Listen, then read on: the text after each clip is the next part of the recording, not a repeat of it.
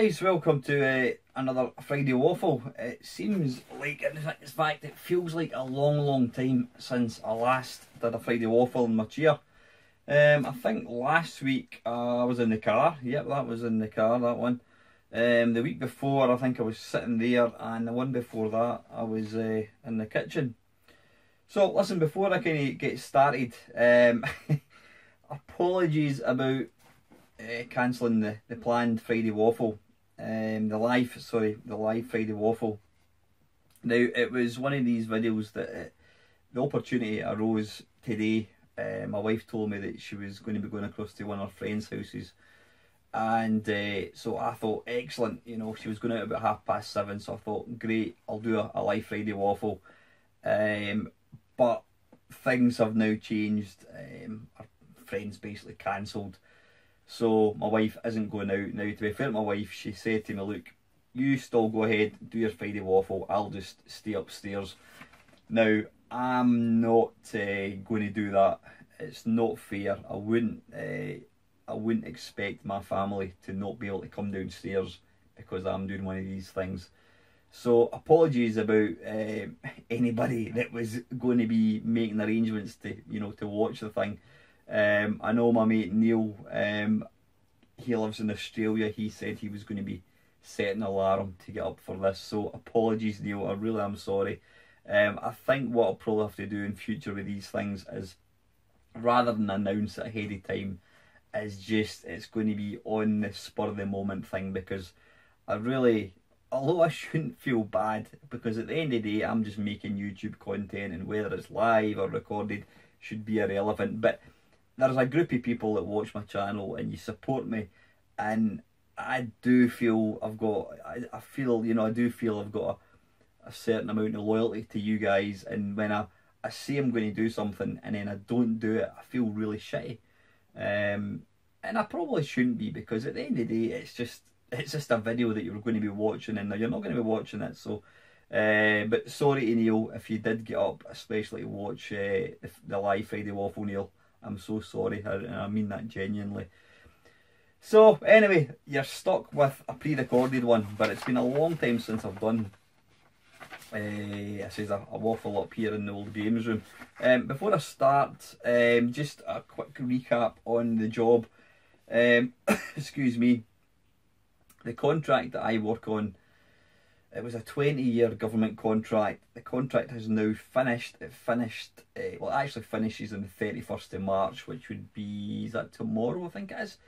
So as of next week, I am going to be working for a brand new company. I'm still going to be working for the same customer, but it's a brand new contract, it's a brand new company I'm working for. So yeah, there's a lot of uncertainty, shall we say. I mean, I'm convinced what they'll do is, they've told us it's like business as usual. So technically the job I did last week, or this week I should say, I'm actually on holiday today because it's Easter weekend. The job that I've been doing for the last 4 years, I will still be doing next week, but it is going to change. You know, the work that I do is going to change, the role's going to change. I think what will happen is they'll let it run for a few months, and then there will be redundancies, there'll probably be interviews and that kind of stuff. But you know what, I know I'm pretty good at my job. I'm not concerned about it in the slightest. If I lose my job, well, I'll get redundancy money and I'll go and get something else. So yeah, it's going to be interesting to see how things pan out. So we'll just need to wait and see. Gaming wise, what have I been doing? Have I been playing any games this week? If you've got a PlayStation VR, you may well be aware, even if you don't have a PSVR, you may be aware that Wipeout, that was released, it came out last year, I think it was, on the PlayStation. Sony have just released a completely free PSVR add-on, and basically when you play the game, it'll download an update, and every single track is in VR. Now it's completely free, and I've watched a few videos, including my mate Ian, Bangkokian. I'll put a link to Ian's video below actually. he put out a cracking video. I mean, Ian loves VR, thanks to myself. It was myself that got Ian into VR. But I eagerly downloaded it last night, and I had a shot today, and I've got to say I'm disappointed, not with the game, but I just cannot. I feel really, really, really nauseous playing the game. There's a lot of different options. You can change, you know, internal view. You can change whether you tilt with the actual racer or whether you stick to the screen. There's loads of different options. I've tried them all, and I'm sorry, but after a couple of minutes playing it, I can feel, even now, I mean, I played it maybe a couple of hours ago, I just feel my stomach kind of churning. So I'm reluctant to reluctantly going to have to accept that I'm not going to be able to play it. It's been getting rave reviews, and I've got to say, I think it's a absolute masterstroke with Sony that they've done this, because the price of the VR has just come down in price. You can apparently get the, well, there's like the newer version of the PSVR version 2 for something like 270 quid, which is an absolute steal. You know, if you've been sitting on the fence with PlayStation VR, I would say go and get it. I've been playing a game called Moss. You play the part of a little mouse, and I can completely get on with that, because you're basically just, it's static VR. You're not moving about, and you play the part of this little mouse. You control them using the joypad, but you also interact with you play this kind of overseer. You can interact and like move blocks and that kind of stuff, but the sense of immersion in this game is just absolutely phenomenal. It really, really is. If you've not played Moss and you've got a PSVR, go and check it out. It's like, I mean, it's completely kid safe. It's a delightful game, really, really nice. So that's kind of reinvigorated. Is that a word? Reinvigorated? Invigorated? I don't know. It's rekindled. That's the word I was probably looking for. My love for VR again. Like I says, the Wipeout is just incredible looking. I mean, I've just got a standard PlayStation 4, and when you bear in mind that the PlayStation 4 is having to produce the screen twice, you know, one for each eye, the graphics are just incredible. It's probably the most impressive PSVR game yet, and I've been looking at, you know, like comments on Twitter and that kind of stuff, and there's a lot of people who, you know, they're into their Vive and their Oculus Rift, and they're like, oh, I need to get a PlayStation VR. So I think it's a masterstroke with Sony, and I really hope that it's going to sell systems. What they should do is bring out a bundle, PSVR with Wipeout VR, and it'll absolutely sell by the bucket load. So I've been playing a bit of that. Not been playing a great deal else. I mentioned about my mate Neil doing my putting custom firmware on my PS Vita, so I've been playing a lot of that. The one game that I've been playing quite a bit of is Shovel Knight, which is excellent. It's like an old style 8-bit game.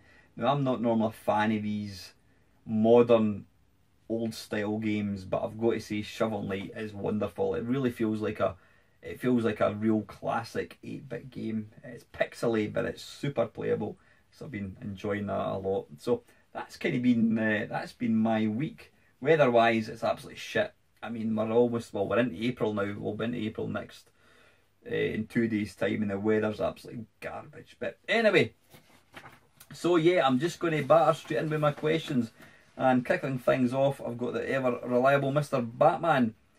Thanks for tackling my subject. For another, what are your thoughts on the Retro Gamer Games TM special magazines that generally retail at £10 and go by the contentious title of bookazines? Do you think they represent great value for money, or do you think they are just bloated rip-offs rehashing old material for very little work on the part of the publisher? Now, what Bat's saying here is, we've got if you're from the UK, you may be aware of it, there's a magazine called Retro Gamer, which came out, I believe, in 2004, and I've subscribed to it since, I think, issue 2, and here we are 12 years later. It's still getting made No, 14 years. What am I talking about? 14 years. Yeah, it's been going for 14 years. That's incredible. So I've got every single edition, and it's a good magazine. There's no two ways about it. I'm starting to get, there's less and less that I actually read in the magazine, I've got to say. I mean, I think I've got something like 20 unread magazines, which is over a year's worth. They're still in their cellophane. I will get around to reading them eventually. But, you know, Retro Gamer is a good magazine. I mean, it's the only retro kind of magazine that exists. So, you know, if you've never read it, I suggest you go and pick it up. I mean, you know, they've got a lot of good writers, and they do put out some really good articles. I mean, a lot of the articles I look at, you know, and I'm like, you know, Final Fantasy, not interested in it at all. But it is a good magazine. But what Bat's saying here is, every now and again, they'll take, you know, 100 articles about the Amiga, and they'll put it into this magazine, and they'll call it like the history of the Amiga, and they'll sell it for 10 quid. I used to, it was one of these things that they would only bring out on very odd occasion, and I started buying them, but there seems to be so many of them now, and as Bat says, it's basically a slightly thicker magazine, and it's 10 quid. They are good, but I think if you're already, like myself, a subscriber to Retro Gamer, I don't really see the point of them.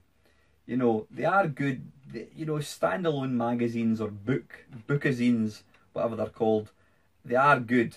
But for someone like myself who subscribes to the magazine, chances are I've read all the articles. I don't think they put any new articles out. But yeah, there's just so many of them, and you know, the fact that I've got about 20 issues of the magazine I've never read, I've just stopped buying them, you know. But anyway, listen, Bat, thanks very much for your question, buddy.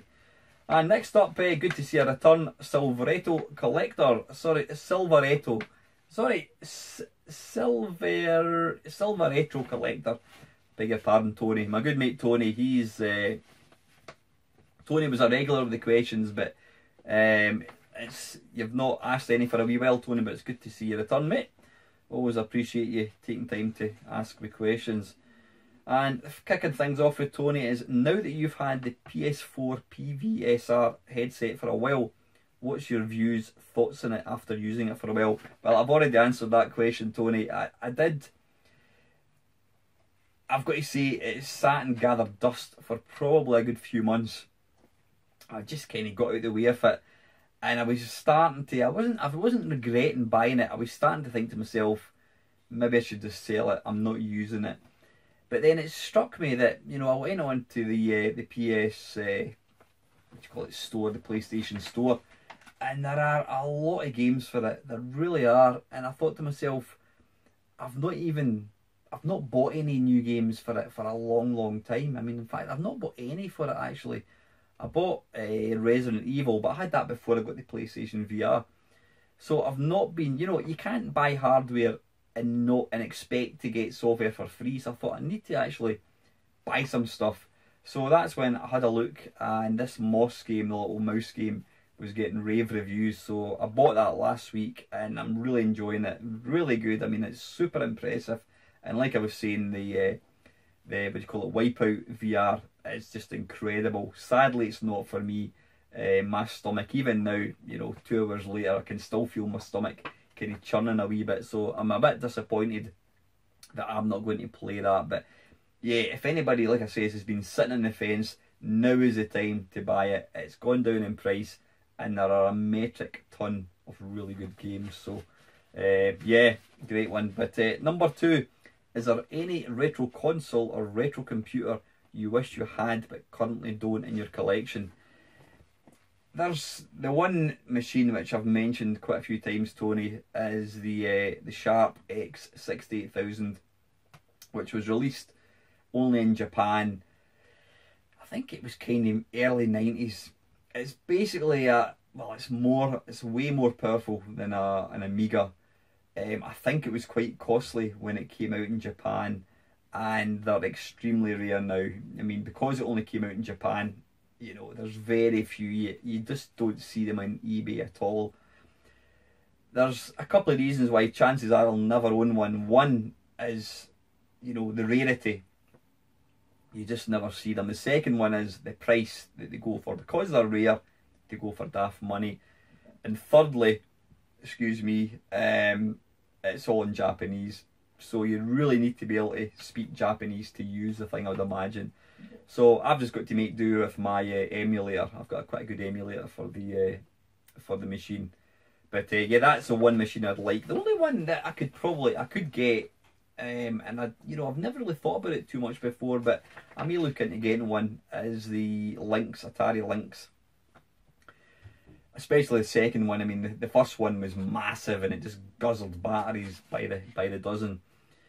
The reason I've never really bothered with it before is because I can play Lynx games on all manner of handhelds. I mean, I've got the Vita now, I've got the GPDXD, the NVIDIA Shield. You can play the Lynx games on much better hardware. They look better, it's got a bigger screen, it's nice and bright, it's got better controls. But I still would like to get a Lynx. So if you happen to be selling one for quite a decent price, let me know, I might be interested. Number 3, what is your most prized game? It can be retro or modern that you value amongst all others, and why? Again, as I've mentioned before, Tony, I'm not a collector. I don't go out my way to buy a particular game because all my kind of 8-bit machines, my 16-bit machines, I've got EverDrive cartridges, I've got, SD cards for them, so I'm quite happy to just play a game. I'm not really bored about owning it. But I think if I was pushed to pick one game that I love and I own, and it's got to be Vector Pilot, which is Time Pilot for the Vectrex. I'll not bother getting it down, I've shown it before, but it's a homebrew game released by a guy called Christoph, and it's the most amazing version outside the arcade of Time Pilot that you'd ever see. It's like absolutely phenomenal game. So I think that's probably the only game that I've got that I go, oh, it's a great game. I mean, I've got lots of great games, but like I says, I'm not a collector as such. I buy games to play, and some of my favourite games are games I don't own as such, like Robotron, Berserk. I mean, I don't own Berserk, but I've got the ROMs. But yeah, if there's one game I'd really like having the original off, in fact, I don't think you can actually play an emulation, it's going to be Vector Pilot on the Vectrex. And last one from Tony. Since Easter is nearly upon us, do you remember your favourite type of Easter egg you had during your childhood? And if so, what was it? Well, I'm so old, Tony, that back in the day there was only about 2 different types of Easter eggs that I can remember. You got Smarties and you got chocolate buttons, and that was it. There was nothing else. There was really no other ones you could get. I think out of the 2, I probably like the chocolate buttons one. I like chocolate, but I always thought that the actual chocolate that the eggs are made of was horrible. It was like dog chocolate. It wasn't particularly nice. But yeah, it'd have to be the Cadbury's Buttons chocolate egg. There's far more options nowadays. But yeah, because I'm so old, that was the only 2 you got. Smarties or chocolate buttons. But anyway, listen, Tony, thank you very much, Squire, for the questions. And it's nice to see a return again from Mr. Downtherabbithole, Kev. Hope you had a nice holiday, Kev. I know Kev's been away gallivanting for a few weeks. First of all, since it's Easter, I was wondering if you ever discovered an Easter egg in a game by yourself. Now, an Easter egg in a game is basically a little bonus or something daft that you weren't expecting. I can't think of any. I mean, I think most of the Easter eggs in games were things that somebody told me about. I don't even know if this would actually count as an Easter egg. The only thing that I ever discovered, it wasn't even an Easter egg, it was a cheat mode, and it was a game called Eco on the Atari ST, and I discovered a cheat mode. Eco was a game where you played the part of like an insect, and then you would eat things and you'd kill other insects, then you'd become like a lizard, then a dog, then a cat, then a a tiger, and basically you evolved. I mean, it was quite an interesting game. It was a sort of vector-based game. I'll put a wee link to a video of it playing so you can see what I'm talking about. But I discovered, I think you pressed enter or something daft. It was something really simple. I discovered the cheat mode to the game, so you basically didn't die. That was probably about it, Kev. I can't think of any other. I mean, I remember the what do you call it? I may have discovered the, you know, in track and field in the javelin, if you stop before the line and you do 80 degrees, the javelin goes right up the top, goes out the screen, and it basically kind of, I don't know what it is. Is it a bird or something that you stab? You get like bonus points. I might have discovered that myself. I mean, I know, you know, everybody knows it now, but I may have found that one, but I can't think of any other sort of Easter egg as such that I've discovered. No, unfortunately not, Kev. Number 2. Secondly, I saw a video about games that were possibly, what was that? Ruined. Sorry, my printer's got a big white mark here. Games ruined by bad controls, and most of the games mentioned were recent. But I was wondering if you can think of any old games for home systems that had very bad control schemes. I mean, the obvious one, I suppose, and it's not an old, well, it is. It's probably 20 years old. It's a modern game for me, and it would be Tomb Raider. Yeah, the old Dalek controls. That Tomb Raider, probably worse actually than that would be Resident Evil. Love Resident Evil games, but even the modern Resident Evil games, the controls are, they're called tank controls. You know, left and right turns, forwards makes you run. I'm trying to think any other game that had really shit controls. One of the sort of game types, and it's not a particular game that I'm thinking of here, one of the game types was on the C64, and it always used to annoy me, not even just in the Commodore 64, on any sort of system, is where they have a racing game and you've got to press forwards to go forwards. I don't understand that, because even like a joystick on the 8-bit machines, it had a fire button. So why couldn't you use a fire button to accelerate? You know, having to hold like a joystick or a gamepad forwards while turning, it just didn't feel right. I don't know why they did that, but lots and lots of racing games used to use that control method, and it used to annoy the shit out of me. I don't know why they did that. And obviously, when you've got like consoles like the Mega Drive, whatever, you know, you've got more than one button, so you could quite easily have one of the buttons for accelerate. So yeah, that used to really annoy me. But I can't think of any other game.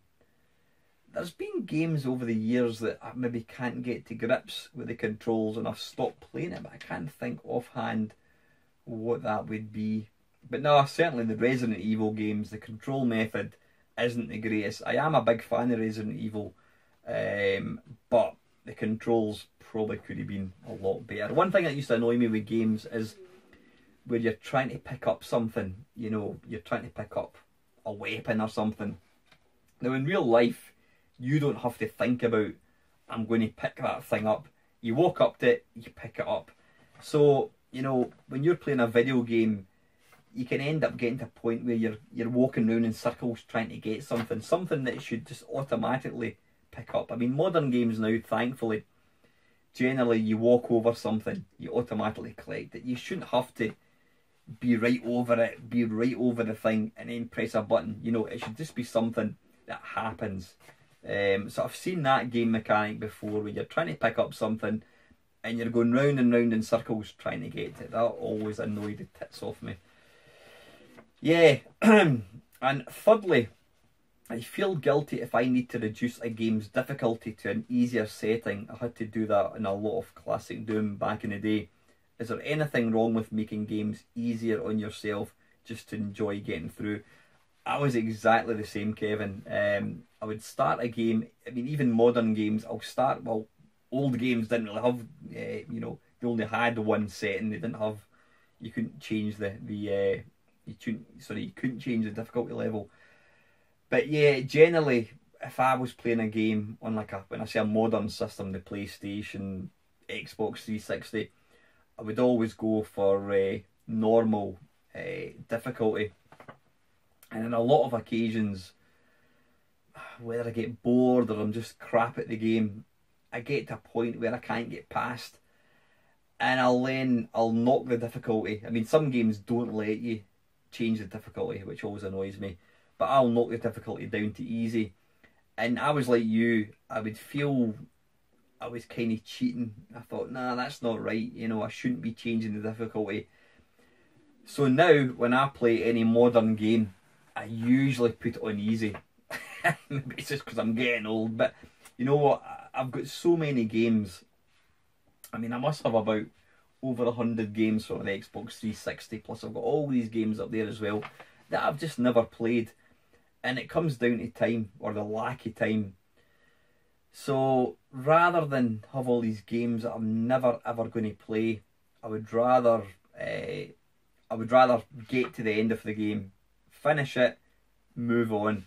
So now when I'm playing a game, I'll always put it on easy. Unless the game was like stupid easy, where you could play it with your eyes closed, I might change it. But in the norm, I'll always play it on easy.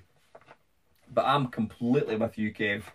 I don't like changing. Once I start a game, I don't like changing the difficulty. But if I have to, I'll do it. And I don't think there's anything wrong with that, because at the end of the day, you spend a lot of money on a game, and if changing the difficulty to easy means you're going to get to see more of the game, then why not? Absolutely not.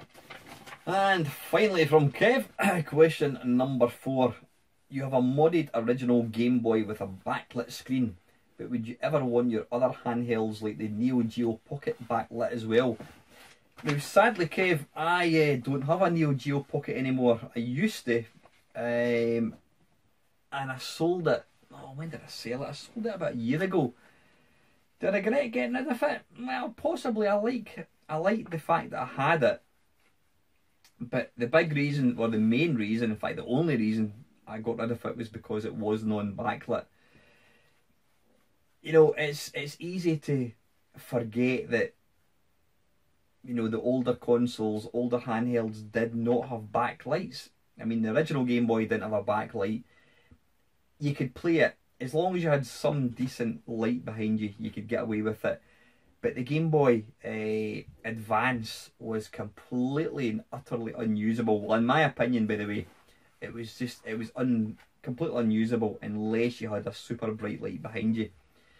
And it's the same with like, well, the Neo Geo Pocket, that was the same. And there was various other machines like the Game Park 32, which was like a kind of Chinese emulation handheld. Again, that didn't have a light in it. And I just wouldn't play a system like that now. I just wouldn't do it. I don't see any reason why I would want to play a handheld that I could hardly see the screen when I could play the game on a nice new modern console. So if I thought that I could have got my Neo Geo Pocket modded with a backlight, I would absolutely have done it, and I would have probably kept it. So yeah, I wouldn't, like I says, if any handhelds that I've got that don't have backlights, which I don't think I've got any, nah, I can't think of any at all. The Neo Geo Pocket was the only one I had. I mean, I got the Game Boy Advance specifically because my mate was going to put the backlight in it, and it's completely revolutionised it. It's now my favourite, one of my favourite sort of handhelds. But yeah, if I could have got a backlight fitted to it, I absolutely would have. So anyway, listen, Kev, thank you very much, Squire, for the questions. It's good to see you back again, mate. Talking to Kevin and Down the Rabbit Hole, Kevin's got a feature called What's in the Xbox. And I mean, Kevin is, I think he's like I don't mean this the wrong way, he's a frustrated actor. Kevin's actually very good at acting, and he's got this feature called What's in the Xbox, and the intro is one of the best things ever. I'm not even going to try and explain to you what it's about. I'm going to put a link to Kevin's video. He put out one a couple of days ago, actually. I'm going to put a link down below in the description. Watch it. If you've not subscribed to Kevin's channel, go and check it out. He puts out some amazing videos, he really does. But the intro to this, What's in the Box, is one of the most entertaining things I've ever seen. I think it's fantastic. Go and have a look at it. So yeah, anyway, thanks again, Kev. And so I've got 2 more still to go. 3 actually, I should say. Panther UK, Chris, thank you, Chris. Referring to the question I asked about the same modern AAA titles, do you think it's because the amount of money involved these days has left most publishers, developers afraid to make something different and innovative that might flop? I think we are lucky to get one real groundbreaking game a year, whereas back in the day it was a fair few every month. You would think with all the technology on offer now, they would be able to do better than the man runs behind the gun and CGI Ronaldo kicks football again. Yeah, I think you've answered your own question there, Chris. I mean, I don't know how much a big budget game costs now. It must run into tens of millions of pounds. I mean, you only have to look at the end credits in something like The Last of Us, and the credits run on and on and on and on. I mean, there must be hundreds and hundreds of people involved in making these games, and because of the massive budgets, as you say, Chris, the companies they're just not prepared to take a risk and put out a groundbreaking game, and that's why we're pretty much stuck with these kind of first-person shooters, or third-person shooters when you can see the character on screen, kind of Tomb Raider type thing. Fortunately, there are, we do see a lot of indie devs putting out games now, so you do still get the occasional original game, but I think the days have changed. I think the days of all these brand new amazing new ideas, I don't think we're ever going to see a return to that, because as you say, I mean, back in the 8-bit days, it was a bedroom coder, and that was it. So you could afford to take gambles, you could afford to put out stuff like Trash Man or School Days or any of these games, completely unique. Paradroid, there were so many unique games that came out back then, and even the 16-bit games, you got stuff like the Sentinel and some amazing games, Sensi Soccer. But now everything is revolving around about money. It's they can't afford to gamble tens of millions of pounds on a game that may not sell, and that's unfortunate. But I think it's the way things have become. So anyway, Chris, listen, mate, thank you very much for doing that. Wonderful. And 2 to go, guys. I've got Mr. Ian Hunter. Good evening, Ian. Hope you're still enjoying your Spectrum. In fact, I know you just got yourself a Kempston interface for it. Absolutely delighted that you're still enjoying it. Knowing what you know now as a young 50-ish gamer, is that even, you don't hear that word, these 2 words together normally, young 50. I'll take it. Yeah, knowing what you know now as a young 50-ish gamer who was weaned on the C64, if you could time warp back to the early 1980s, which 8-bit computer system would be your first purchase? I think I would still go for the C64, Ian. It's still going to be my favourite computer. I mean, I'm lucky enough now, I've got an Atari, I've got a BBC, I've got a Spectrum. I love the Atari. The Atari had some amazing games. It was so far in advanced for its, for when it came out. The Atari came out in 1979. But the unfortunate thing was, the Atari kind of died fairly prematurely. It was never a really big thing in the UK. So by the time I kind of got my Commodore 64, the Atari wasn't really a thing. If I lived in America, I would have probably picked the Atari, because you had the disk drive. The disk drive was kind of standard, and some amazing games. The Spectrum, I love the Spectrum to bits. Your Amstrad as well, which is a good computer. The BBC, not quite so good. It had some amazing games, but no, I still stand by the Commodore 64 was the computer that I picked, and I would still, if I went back in time, I would still pick the C64, and I would pick up the other machines later on when I got to 50 years old. But nah, I mean, I never ever regret getting the Commodore 64. To my mind, it's probably the best 8-bit machine. Maybe not technically. You know, the Atari.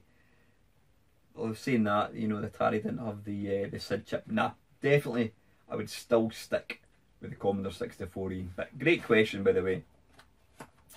And finally, we have got Mr. Sane Swiftos, Silios. Thank you very much, Squire. As you know, life can be a bit of a bugger sometimes, what with our physical and mental limitations. The laws of physics bringing us down. What's that? Casually, politics, the inevitable goldfish uprising, and of course living with the constant fear that you might accidentally sit in your own unmentionables again.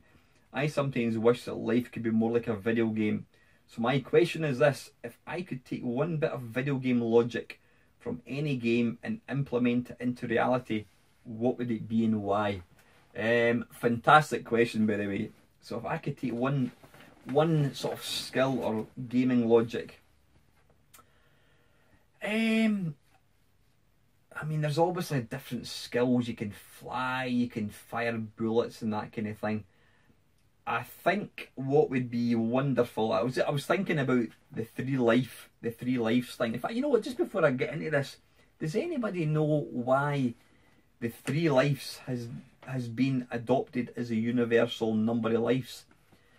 I wonder why and how it came about. Obviously, you know, Space Invaders, one of the first games ever, you had 3 lives. Did Space War, did that have 3 lives, possibly?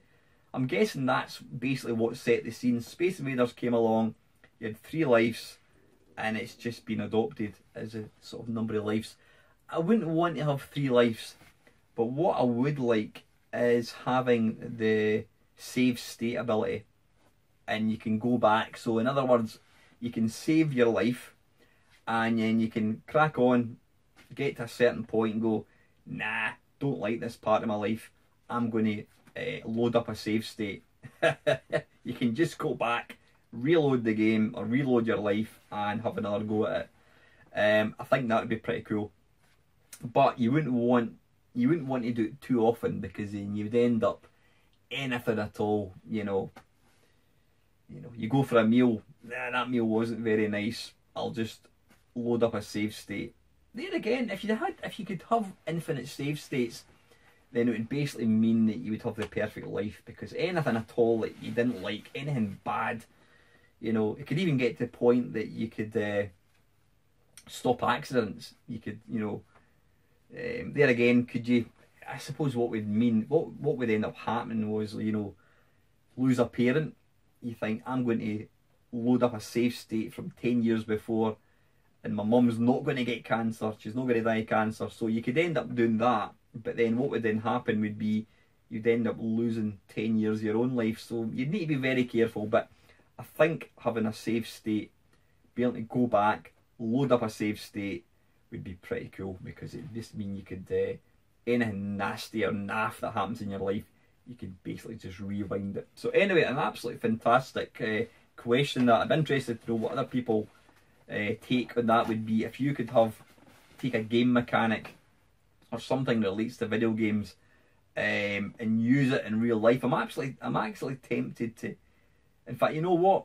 I think you should put that out as a question to the community. It is a brilliant question. Get it done, and you'll get people doing VRs to it. Absolutely, get that done. I would do it for myself, but it's your question. That's a fantastic question. So anyway, guys, listen, I'm going to draw an end to that. Again, apologies about the lack of the live Friday Waffle. It was a spur of the moment thing when, you know, I discovered I had the opportunity to do it tonight, and then things changed. I had to then cancel it. So apologies again to Neil for getting up out of his bed. It was going to be 2:30 Australia time when he was going to get up to watch it. So I do apologise, Neil. Hopefully this waffle will make it up to you. So yeah, I asked a question last week about including sort of modern titles, modern systems in my channel. The only time I'm going to do that is when there's a particular game that I think is worthy of sharing. I mean, if it's a game that I enjoy, the fact that people watch my channel, I think they'll probably enjoy the same game. So I'm not going to start doing live streams of PlayStation 4 games, Xbox 360 games. That's not going to happen, because that's not where my passion lies. I'm all about 8-bit, 16-bit. You know, I will like you see me playing the Jaguar, the Sega Saturn, the PlayStation, whatever, my main cab and that kind of stuff. But nah, it's still going to remain as it is. That's where my interest lies in it. And like I says, you know, this channel is for me. The fact that anyone else enjoys it is a little kind of bonus. So don't worry, it's not going to become an NES channel, anything like that at all. It's going to remain where it is. So again, apologies about the live Friday Waffle thing. I am hoping to get, in fact I can cast iron say that I will be doing a live stream probably the next couple of weeks. Once I know when that's going to be, I'll stick a wee video out for that. Again, thank you very much to all the constant support. If you're new to the channel and you enjoy watching the videos, please subscribe. It does help me enormously. If you're asking about monetization, I did monetize my channel on the 17th of February and we're now at the end of March and I'm still waiting. I've not made 1 pence. Apparently my video, or apparently the channel is under review. I have to look at, I don't have to look at every single video. But because they changed the rules of monetization, there's apparently a bit of a backlog with this. So I'm still waiting, so I'm not a millionaire yet, but you never know. Anyway guys, have an excellent weekend, and as always, thank you very, very much for watching.